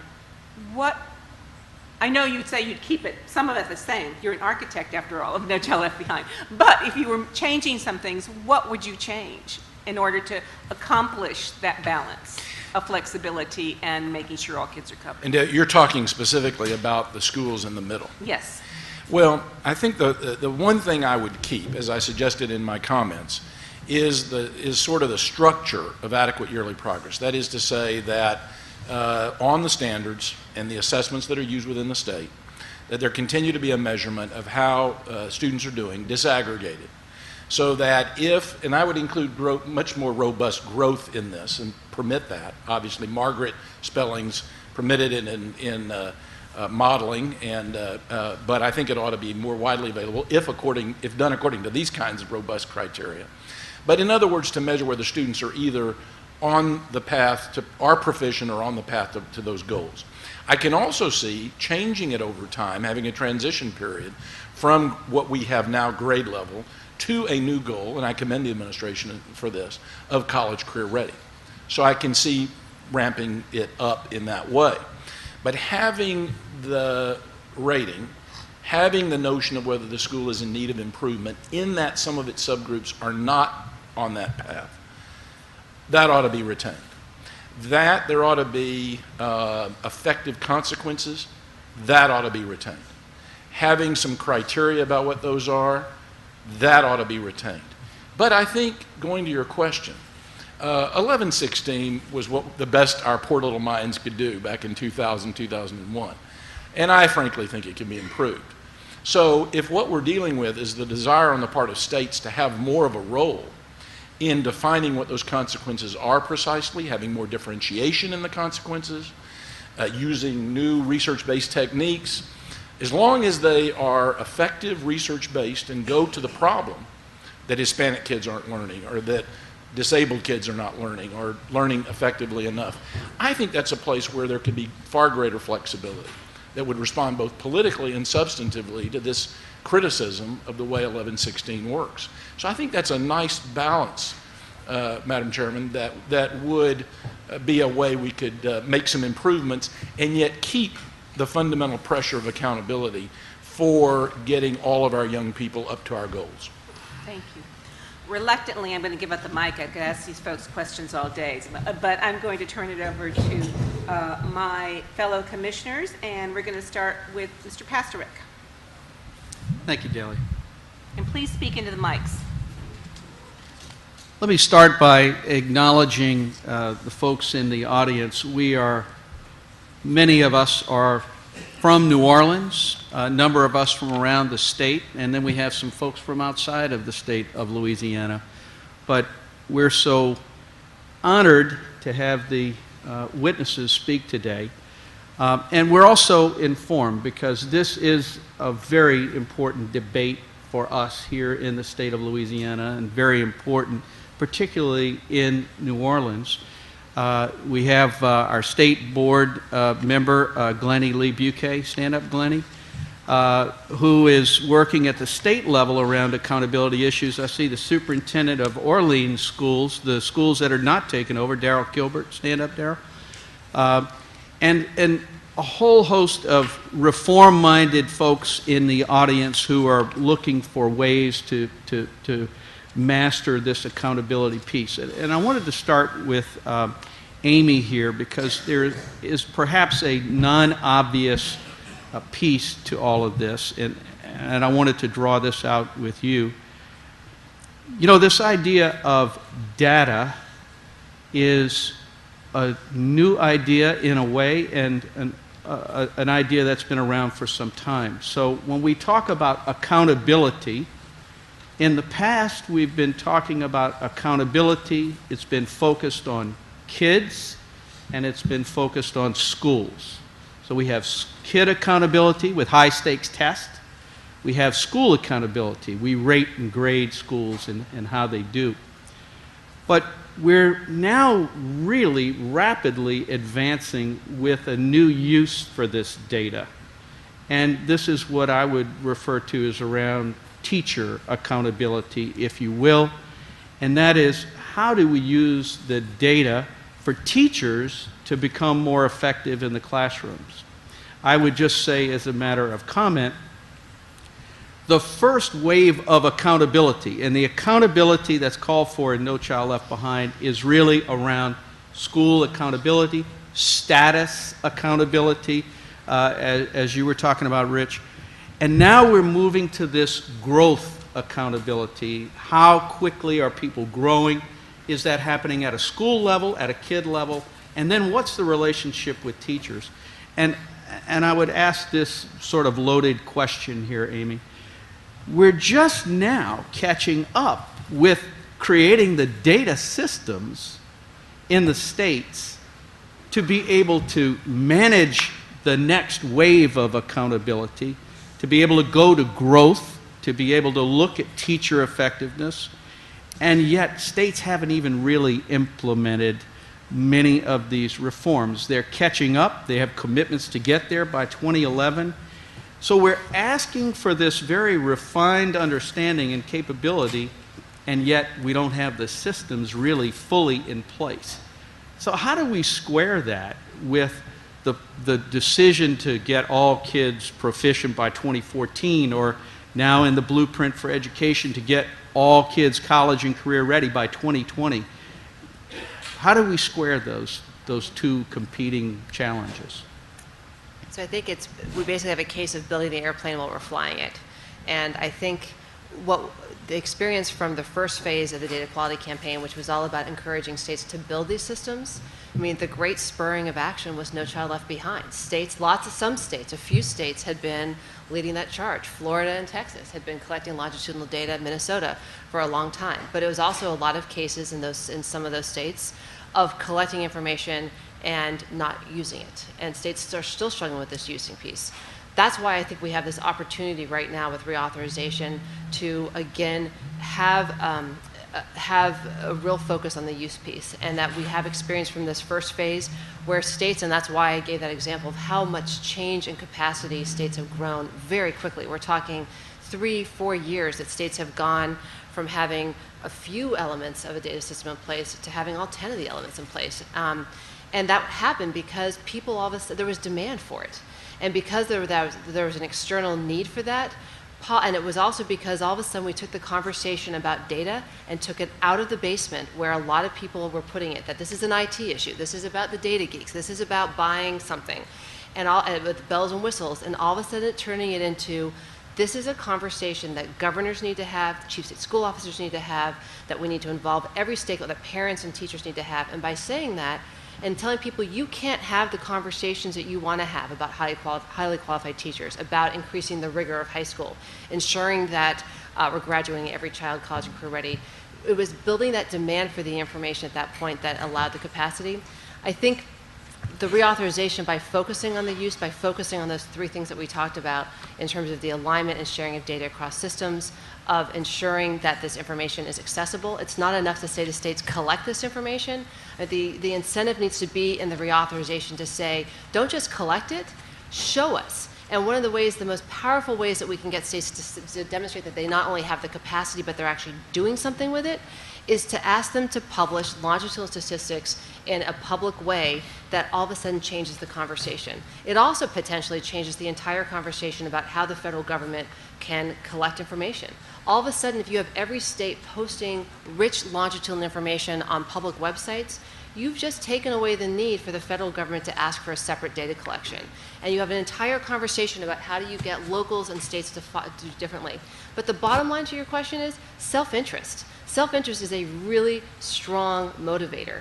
And what we need to do more than anything right now is show the value of having access to this information to teachers, to parents, to students themselves, and change the conversation and say, I need this information to do my job right as a stakeholder. And if we don't take advantage of the next 2 years that we have right now with the ARR funding, but also with this reauthorization, we've blown it. Because this is an opportunity to really transform education into a data-focused, data-driven, student-centric industry, and we've never had that opportunity before. So, long-winded answer, I'm not even sure I'm getting to your point, but the point is states they've built the capacity quickly, and I think we have an opportunity now by taking the conversation into stakeholders and saying, what's in it for me? Why do I need this? And that's going to drive the demand for these systems to change and to keep up quickly with the demands of the policy community and the practitioners and parents and teachers and students. And just a quick question to Judy. No Child Left Behind forced the issue, you seem to say. And it sounds like it forced the issue to use data in a dramatically different way than you've used it in the past. What were the crucial pieces of No Child Left Behind that forced that issue? Was it AYP for all schools? Was it? You've even hit on the point that every child must be followed and every child must be monitored through one shape or another. What was it about No Child Left Behind that caused your district to change? Texas is only now aligning our state accountability system with the federal system. When we went into this 8 years ago, there were 2 separate systems, and this is the first year that they have really achieved some alignment. The public piece of you did not make AYP. And again, our district always made AYP. 6 years ago, though, we had 12 of our 66 campuses fail to make AYP. That was reported in the newspaper. For a high-performing district that, as all districts in Texas do, rely heavily on property taxes that are agreed to by the property owners in our state, it became a critical issue that we continued to demonstrate that we were a quality system that could achieve outcomes for our students. There was not a single principal that wanted to be in the newspaper as not having made AYP. We also, in terms of parents, we also found that because we had two separate systems in Texas, parents simply they did not get it. They did not understand how you could achieve in one system but not in another. That was a crucial factor, and we had to do some significant work in terms of particularly our parents of students with disabilities, understanding what was being measured and why it looked different in one system than in another. But yes, the high stakes accountability, the publicness of it certainly gave us a push. Thank you. Mr. Alonso? I'm intrigued by two streams in the conversation coming from our witnesses. One is this idea of consequential accountability that Sandy articulated, and then this other idea of conversation and transparency as driving the work. So I'd like you to, in whatever order I'd like you to address that tension, because it's a very strong tension. As in, for example, Rich, assuming this ideal world where every single state in the country went towards a growth model where where the unit of analysis is the child rather than the school or the district, and we are really getting to the notion of how does every child by the year of graduation meet standards. How does that reconcile itself with the notion of a consequential accountability system for schools or districts or states that fail to make progress? Thank you for the question. So I want to make sure we're not setting up a false dichotomy, because we have lots of false dichotomies in education. And I don't think this is one. In Colorado, we believe strongly in consequential accountability. We've got we just overhauled our accountability statutes last year to make sure that, in fact, we break schools into 4 categories. The 2 lowest ones start a 5-year clock, after which you lose your authorization to operate. So that's a very important piece of consequential accountability. The conversation we're now having in the state about educator effectiveness, and we've reached a consensus in our state that educator evaluation should be based at least 50% on student growth. And then we're beginning a dialogue now, and it's on the table that, well, tenure should be earned and lost based on that growth. And so we believe strongly in consequential accountability. But that's actually the easier part of it. What's harder is this understanding that's necessary as well. And why is that so important? Yeah, I guess is what's our theory of change? What's the theory of action in driving improvement? It's great to publish something in the newspaper, but it's not going to have the desired effect unless we understand it the same way that are putting it in the newspaper and the teacher and the principal are understanding it. And so we think it's important to sort of complete this theory of action that what we call Accountability 1.0 started, and now we're building on the shoulders of Accountability 1.0. Accountability 2.0 is a servant of something greater, and that's this idea of performance management capacity. Unless the signals I'm sending from the federal and state level are actually helping drive change in practice at the individual level, we're not going to get, when I say breakthrough change, I mean it. For our state, that means going from 3% of kids that are in our lowest category, which we think is the most important achievement gap, that gap between where you start and where you need to be, to 100%, right? And that's why we've got to be very careful how we calibrate. We can calibrate by focusing everyone's attention on college and career readiness. It's going to be a long time until we get there. But now the entire system is pushing in that direction. So we need to make sure we have consequential accountability, that we have time certain. We measure growth rates being good enough to be within 3 years to get to proficiency, or by 10th grade, whichever comes first. That's when we stop testing. That's an essential part of it. But it also has to be meaningful to educators so that they can actually own the situation and own the problem, and that they're able to engage with parents, and very importantly, as we're moving to blended learning environments and much different kind of information for students, that students become active participants. So I guess I'm looking for a much more efficient system with a common understanding of productivity with consequential accountability, but that is the servant of something more than just putting it in the newspaper and shaming people, but rather creating positive incentives that take advantage of our basic human nature to respond to positive reinforcement, benchmarking across states so that everyone knows how their school's doing compared to any other school, and do that in a very ready manner, because we believe that educators are going to make those choices. So it's a balance. And that's why I say it's a balance between rewards, sanctions, and disclosure. And we think through the kind of disclosure that we can do now by making information very understandable to stakeholders, we probably can label a little bit less, disclose a little bit more, and never back off. In fact, we think it's important that when NCLB is reauthorized, that a tougher backbone be put in there. Now, let's take other off the table. Let's say that after some date certain, we pull your accreditation, and now you're in a position, just like Louisiana and other states do with the recovery districts. We've got to make sure that there is a time when we just don't put up with the kind of change. But at the same time, we know to take on the biggest performance challenges we have in the United States, this isn't little change, right? It's not more of the same or more of the same harder. We need to take on the big rocks. People, time, and money, especially time.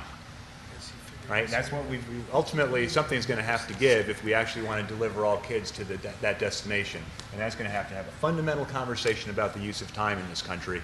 And by having just make it easy to make little gains and celebrate them, we don't tackle those really big structural impediments to getting the kind of change that we need in the country. Andres, I want to add to what Rich and Judy have said, but before I do, I just want to say to you and to Paul, I have had the blessing as well of having sat on the Broad panel for the Urban Prize for every year but the first one. So I get a chance to kind of look at you naked, so to speak. I just got through with that experience, and I just wanted to commend you for all the wonderful things that are going on in Baltimore. I just think it's just a remarkable story, and I wanted to use this occasion to praise you for that. That means we need to pack the panel with more people like you next year, right? Now, let me add a point. I think that you've got, I think the basic elements of the answer have been given. I think these are not incompatible or exclusive notions. In fact, I think when we sort of began some of these accountability ideas, our hope was that we would over time drive to better data, drive to a better use of data, drive to data that's more child-specific. In fact, I think we thought it might have happened a little bit sooner. In settings where accountability is the operative principle, whether it's business or any other kind of enterprise, usually you begin to think about what you're ordering and what you're buying and what you're doing and how you're managing and what the results are and what you could do better here and better there. And I don't mean this is just about business or sports or losing weight or learning or whatever else enterprise might be important to one. So I think these ideas really go kind of neatly together. In fact, I want to take it one step further, because I think that in some of the work that I see around the country, and I know Dean Nafziger's here, who runs our regional lab in the Southwest, and Advance, the Dell Foundation in Texas, we do a lot of work with them. I think in addition, Mr. Superintendent, to the use of this in teachers is also the use of this in management, to be able to take this data and manage better. And so I think that with Dell and Advance and some of the work they're doing, we see the idea of helping train our managers, our administrators better, to use data to get to results, to change behavior, to change the way management is done. And in fact, I think another remarkable opportunity from data is that as we diagnose more specific kinds of problems, as opposed to they can't read well or they can't pass the math test, as our analysis and our diagnosis from data gets more fine-grained, it seems to me that that's going to create a greater demand for specific research-based interventions and solutions to those problems. We've talked, Delia, about the use of, we're learning more in the area of English language learning about the importance of academic English. Now, we didn't talk as much about academic English until we got until we understood the problem and we got the research.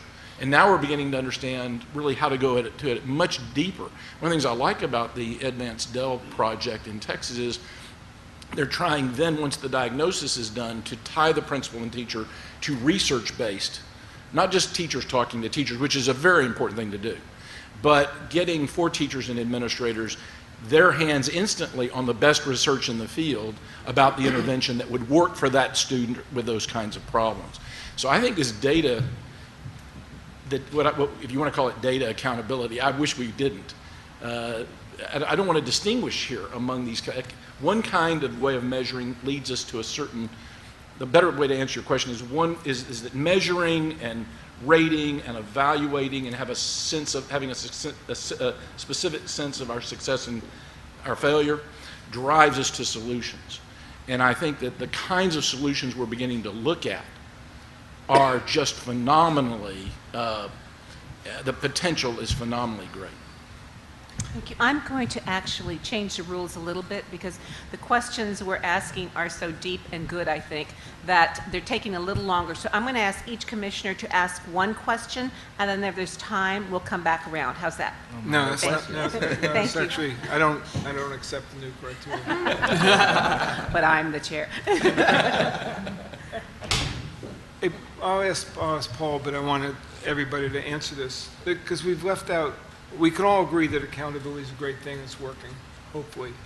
How do we set standards? How does No Child Left Behind? How does the federal government get involved in setting standards?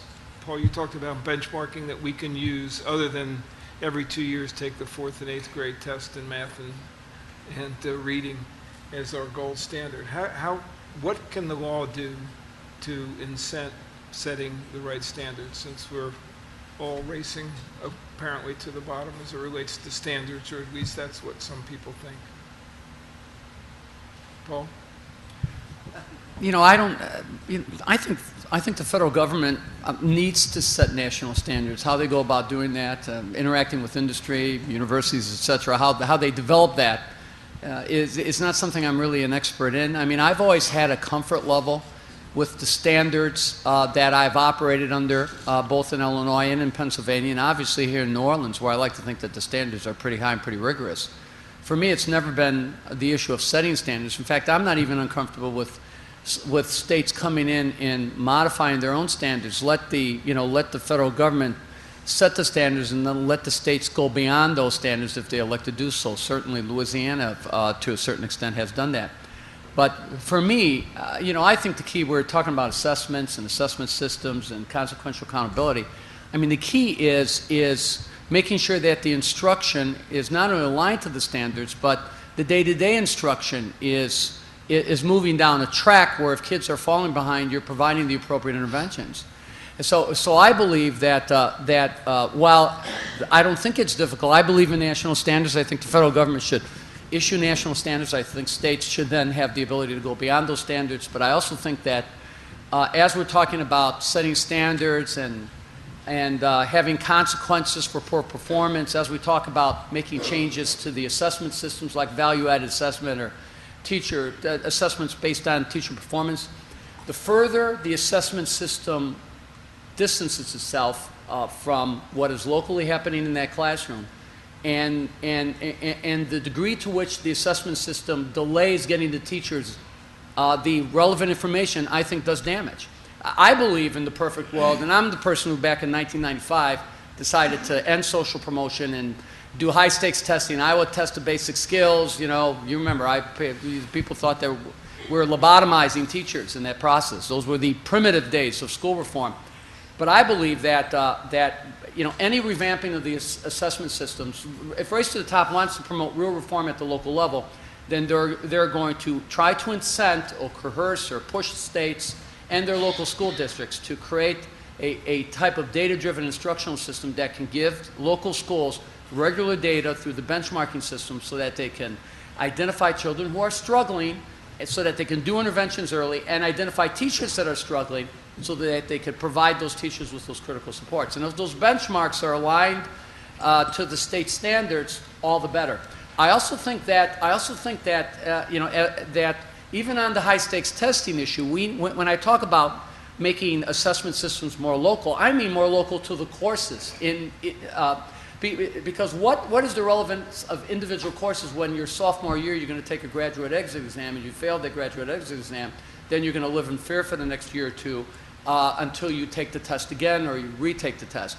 I mean, moving towards a type of standardization of midterm exams and end-of-course exams would be a great supplement to a benchmarking system so that children can progress through the district. Some of the best charter models I've seen is like the New Tech charter model in Philadelphia, where the kids aren't necessarily freshmen, sophomores, juniors, and seniors, but they move through their entire high school career hitting a series of benchmarks. And so it's not a single test that determines whether they could promote it, but rather it's a series of benchmarks that they have to meet and that they have to pass. So as we're looking at designing and revamping the assessment systems, I think No Child Left Behind was a wake-up call. Accountability, crack down on accountability, hold people responsible. I think the move towards value-added assessment and the push on the part of administration to do teacher performance and evaluations, I think those are positive things. But we've got to look at creating an assessment system that gives teachers data and information on a regular basis so that they can modify and make changes to their instructions so they can determine the interventions, and so that we don't have to waste a half a year or until that annual assessment year to determine whether or not a teacher is doing an effective or ineffective job. And before we do provide some sort of intervention. And I also think that we've got to increase the relevancy of these individual courses that children take by, in fact, raising the stakes for those midterm and end-of-course exams, raising the stakes on that exam, making sure that A, B, C grade means something, not when the kids are tested with their graduate exit exam or their once-in-a-year ILEAP exam, but rather when the kids are tested at midterm and end-of-course exams. Just to adhere to your rule, can I just ask, does everybody believe national government should set standards? Yeah. Actually, the rule is one question. You can ask all of them. Same question. And if not, how do we assure that we're holding people accountable to the right standards? Well, I think the administration actually got it right in the blueprint on this. I think the idea is that the state, as part of its plan, needs to show that its standards are in alignment with the expectations of post-secondary institutions.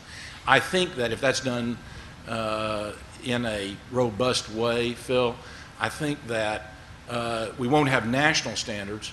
I mean, we won't have one set of standards operative around the country, but I think you'll see standards migrate to where we want them to be, which is college career readiness. I think the idea ought to be that the standards, and that's what we've all been working for, achieve, and we want our young people to get into a post-secondary situation where they can study for a credential or prepare for a credential without need of remediation. So the question is, what is that? And that may differ a little bit from state. State's probably going to be a lot alike. And I think the administration's walking the right line there by saying that the state ought to internally find a way to define what that is, and that that's one of the conditions that they have for federal aid. You might say, well, that's messy and choppy and medieval, and wouldn't it be better if we could devise the Renaissance solution of one set for everybody here in this United States of America? Well, we all know the politics. We know the history, the constitutional history.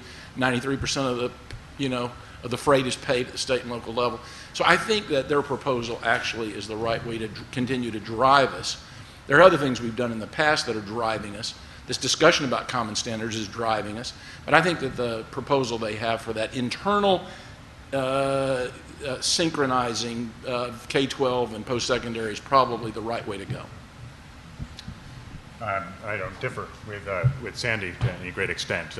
Colorado's recently revamped its standards. Before the common standard conversation was, the key there was benchmarking to the best states in the country and internationally so that we actually know what that destination means. And we're a participant in the effort, the state-led effort to create common core standards, and we're taking a close look at them right now. The key issue, and again, this gets all caught up in language, is what are we aiming for? And even in the conversation with the Common Core, we're not talking about common performance standards yet. And it's really important that when a child moves from state to state and a state says this is good enough, that it's good enough. And that there's some consistency and it's good enough to compete in a global economy. Getting that end game, that destination right, rigorous, we can put a lot of other things in place that calibrate to it. But we've got to agree on what we're shooting for. And that was, I think, a lesson we all learned with NCLB, is that unless you've got the destination in mind, states are going to play games. We played games with it before our current commissioner got in terms of what we said was good enough.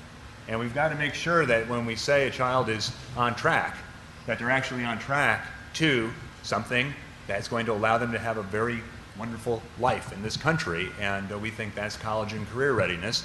And if they're not on track, that mom and dad or guardian and parent and teacher have a pretty tough conversation about, well, what are we going to adjust? How fast we're learning, or how much time we have actually to get there. And that's the part that we don't want to necessarily talk about as a country yet. And this effort to a common destination and looking at growth rates as to whether we're on track are going to force nationally to really take a look at what's preventing us from actually making sure that kids have enough time, or that our educators are more effective, or schools are actually very differently designed. Someone on the panel talked about, and Paul, I think it was you, about really focusing on management in Louisiana. How do we rethink schooling? This is going to help us really rethink schooling in this country. I'll gladly abide by the one question rule. It'll be a real short question, but I'll direct it first to Paul, but I'll ask others to weigh in.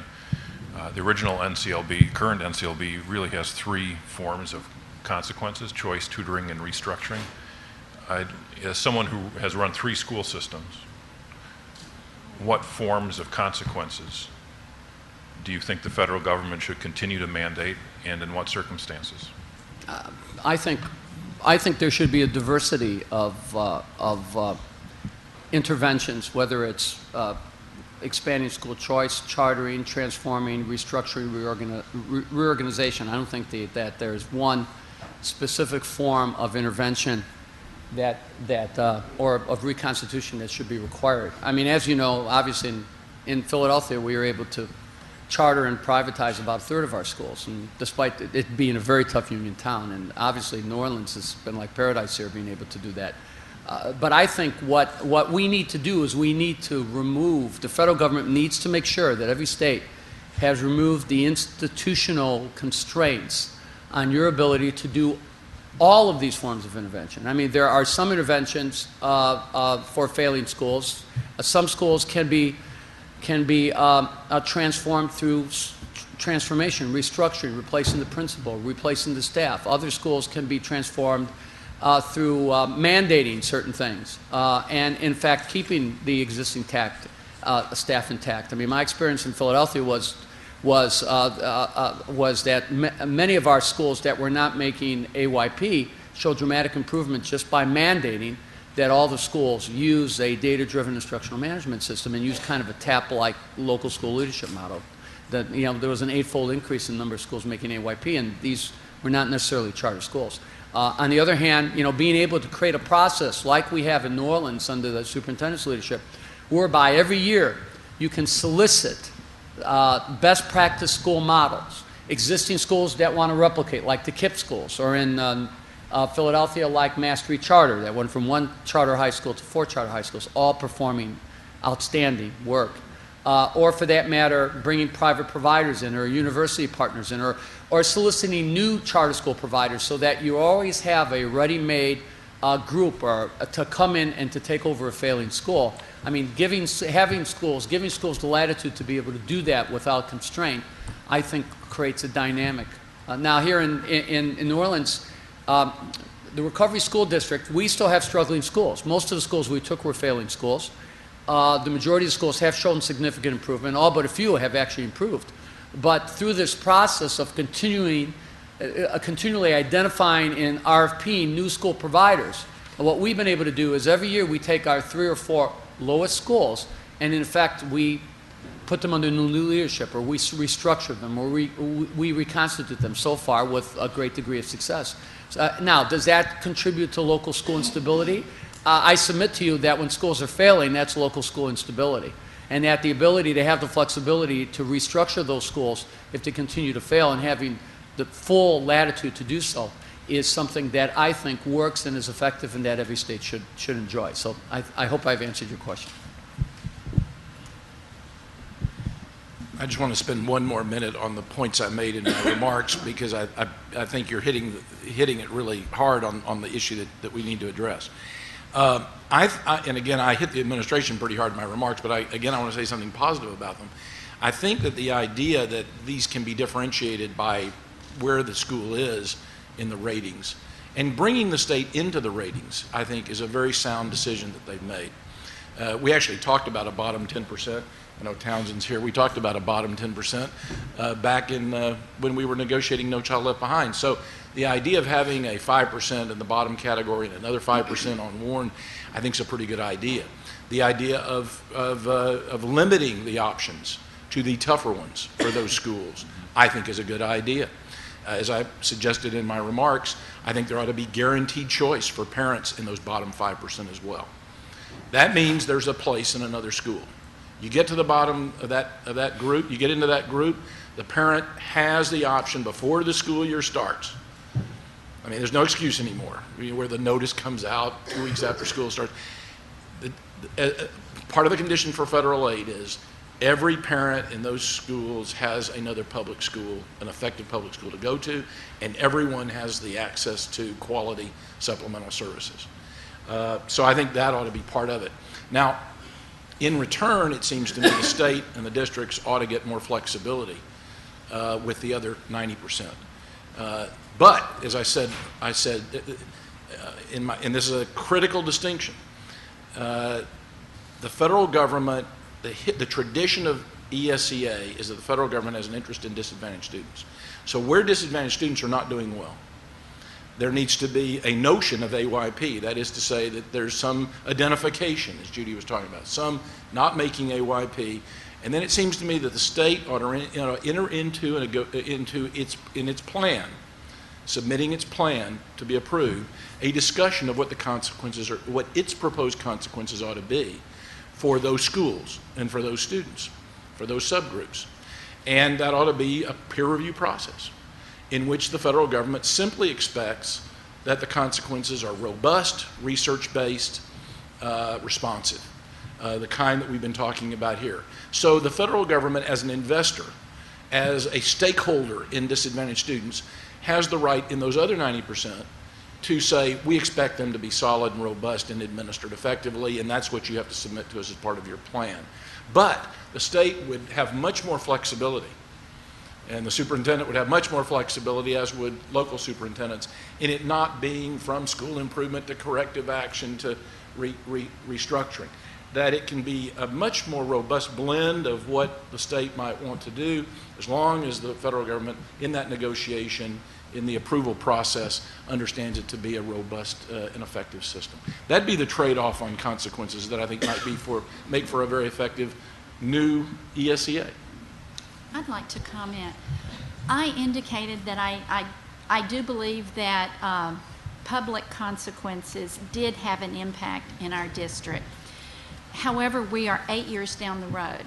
Two words that I have heard over and over again today: one, flexibility, and two, diversity. And then differentiation. We are in a different place than we were 8 years ago. While we began with the public accountability and the concern of what that looked like, what we have found over time in my district is that the idea of support, collaborative support between our district administration, our district central office, and campus leadership teams has become a crucial factor in ongoing and continual improvement. Campuses now know what the range of supports are. They are not afraid to ask for that support. Our commitment to them at the beginning of every single year is that you will not fail.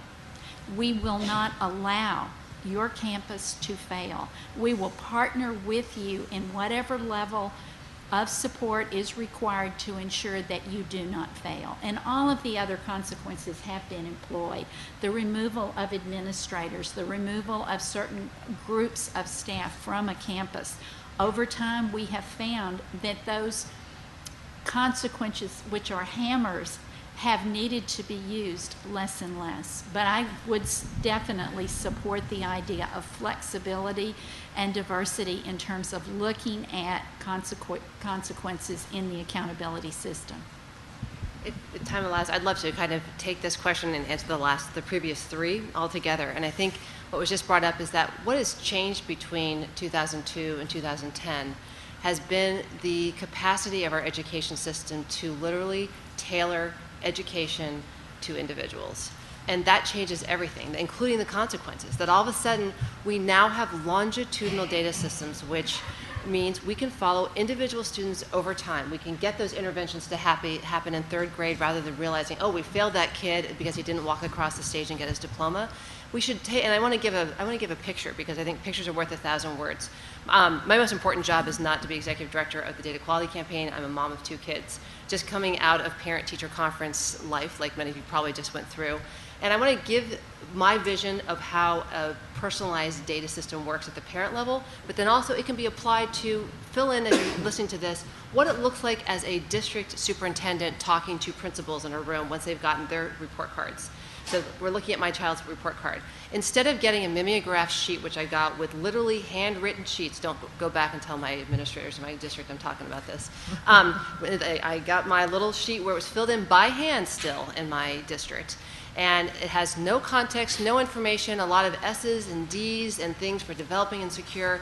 And my husband and I sat there and we're like, we have no idea how our daughter is doing after looking at this information, because there was no context, there were no absolutes, there was no conversation starter, there was no transparency. We had a piece of paper that didn't mean anything.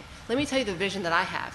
Night before my teacher-student conference, I get an email from my school system that not only shows Ann Gadara, where she is in 4th grade, what's going on, all of her academic history, her test scores, her current grades, anything that's going on, things that are being addressed, programs that she's tapping into, and then also puts into context. How is Ann doing as related to other 4th graders in her class, other 4th graders in her school, other 4th graders in the state of Minnesota, 4th graders across the country. And then, by the way, I know my daughter's going to be competing for jobs with kids in India and in China. So I'd like to know how she's doing also compared to those kids. That's context, that's information, it's information that means something. But also, the most important part of it is then for that email to say, Mr. and Mrs. Gadara, we know you're coming in, and given this, we're seeing that Ann's having some issues with fractions. Here are 3 websites that we encourage you to go to at different ways that you can work with your daughter on fractions. And as a result of all this contextual information, we now want you to think differently, and these are the 3 questions we want you to bring in to talk to the teacher about.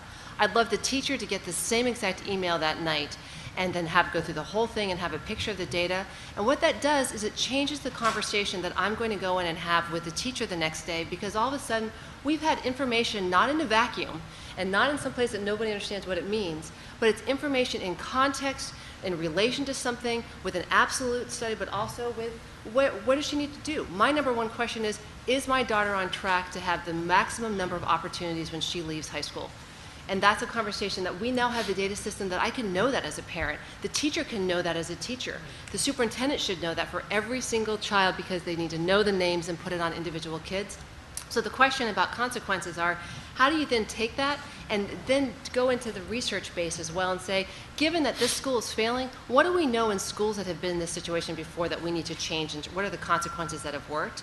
And that's the real beauty that we have not yet tapped into in education, is that we now have the ability to say, we know it works, we know how to apply this, and we now have the ability to follow individual kids and systems and to make tailored interventions, not only for kids, but for systems, for schools, for states, and we know how to do that. So, yeah. I just want to say something. You know, as a superintendent of 3, and certainly 3 troubled districts, you know, I think we got about as much mileage out of Race to the Top as we were going to get with the accountability system, the demand for supplemental education service, demand for choice, things like this. You know, the things, but there have been 4 things that I know as a superintendent I need to take it to the next level. I think Race to the Top, or I think the combination of Race to the Top and the proposed changes to No Child Left Behind accomplishes 2 of those 4 things. Let me explain what they are. The first thing was to remove the remaining institutional obstacles towards making personnel decisions based on people's performance, based on people's ability, based on people's qualifications. In other words, the ability to restaff your schools, the ability not to be tied to seniority, the ability to at least be able to offset some of the adverse characteristics of tenure, the ability to remake your staffs. It's critical, absolutely critical. And I think certainly what's being done with the assessment system in terms of value-added assessment, and of course mandating that states use, particularly that participating Race to the Top, the performance-based evaluation of teachers, I think is a very positive thing. And obviously removing those remaining institutional obstacles so we can have staff that are quality staff based on performance. The second thing is the human pipeline. I mean, at the end of the day, a lot of schools don't get rid of bad teachers and don't replace bad teachers because they don't have good teachers ready to step in. So you know, I think Race to the Top is attempting to promote the strengthening of the human pipeline so we have good leadership teams in schools. What a difference a highly qualified, highly trained a principal makes. You know, what a difference a strong, a very capable, continuity mastery, enthusiastic, hard-working staff makes. So I think Race to the Top attempts to do those two things. But I will tell you this, and you could take it to the bank, unless we do two other things that we are not doing, either through Race to the Top and that we are not doing through the deliberations over Leave No Child Left Behind, unless we do these two other things, we're going to continue to be disappointed in the growth of our schools. And that is until we seriously commit to the concept that our educational responsibilities begin at the cradle. Because there are kids that are lost before they even enter kindergarten. And you've seen the development or the analysis done on brain development and things of this nature. And there has to be a serious effort. There has to be an absolutely serious effort to move towards some sort of universal availability of early childhood programs, cradle to the classroom, where what is being done at the early childhood level is aligned with the standards and the curriculum instructional models. There's complete alignment, early literacy, early numeracy. You have to have it, and I've got states, including this one, that are being forced to cut back because of budget cuts on early childhood initiatives. Secondly is, and I'm going to say it until I'm blue in the face, more instructional time on task.